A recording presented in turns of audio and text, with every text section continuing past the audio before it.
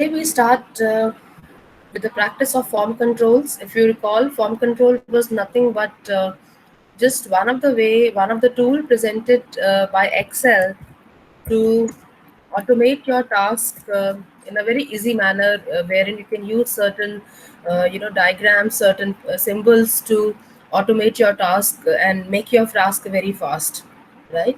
So that is just one of the way to control the input values that you would want to give in any model, and then automatically see the change that is there in the output.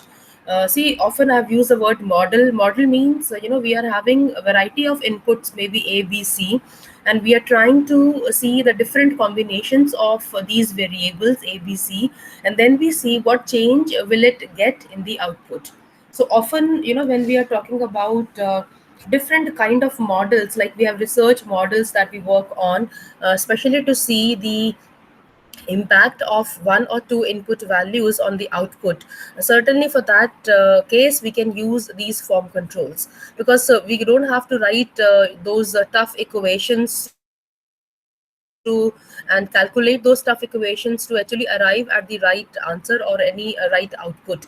We can just do permutations and combinations of the input values and just see that if I have input as 5 or 10 or maybe any other number, what impact will it have on the output.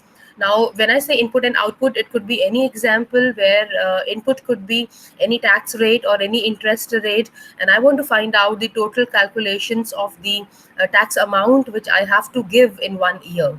Accordingly, it could be the interest rate as well. The interest rate, for that.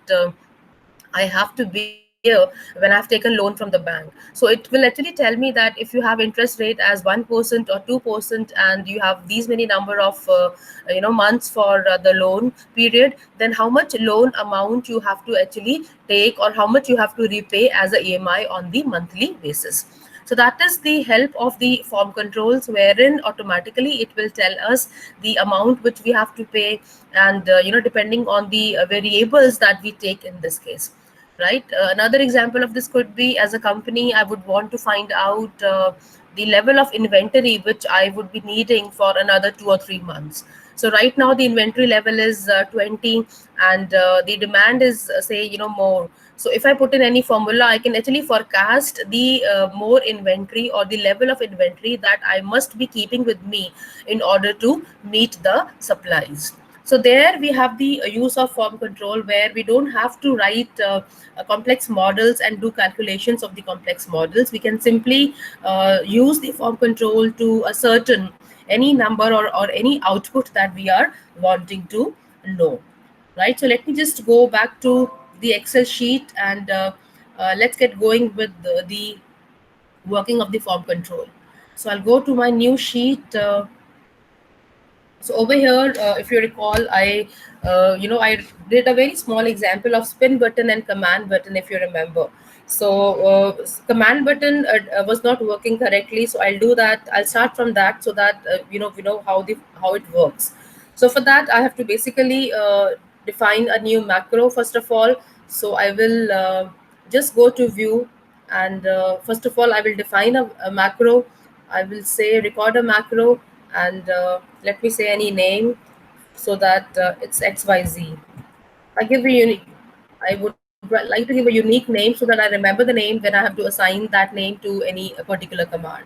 So then I say particular these numbers, which often have worked a lot in the last class, but I just want to see again the option of command button. Though it worked, I remember we worked, but still, just to revise, I'm doing that one more time, right?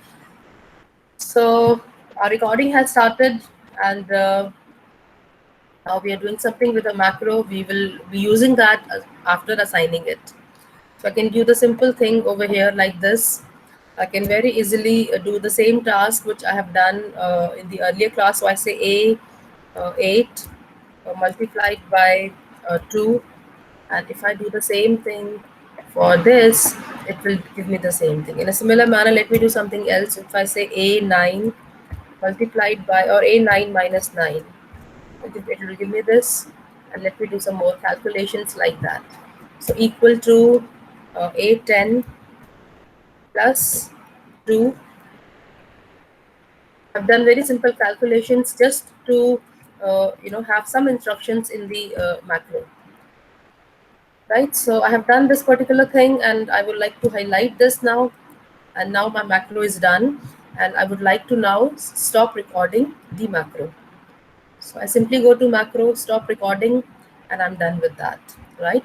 So next time, what I want to do, I would like to go to a new sheet, and I would like to define insert a form control to assign this macro and use this macro. So I go to developer tab. I hope you know how we got this developer tab. It was already installed on the computer, but if it is not installed, you can go to the Excel options and install it from there, right? So I go to developer tab, I say insert, and the first option was command button.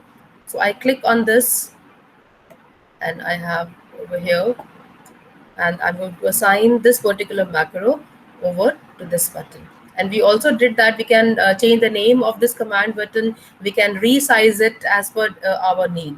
So I say okay to that, and we did that. And here we have the macro, which is actually running by clicking this particular command button, which I have installed in this particular sheet. All right. Uh,